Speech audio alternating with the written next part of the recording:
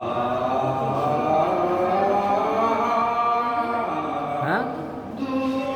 বন্ধু তো সবাই, শত্রুকে সব বন্ধু।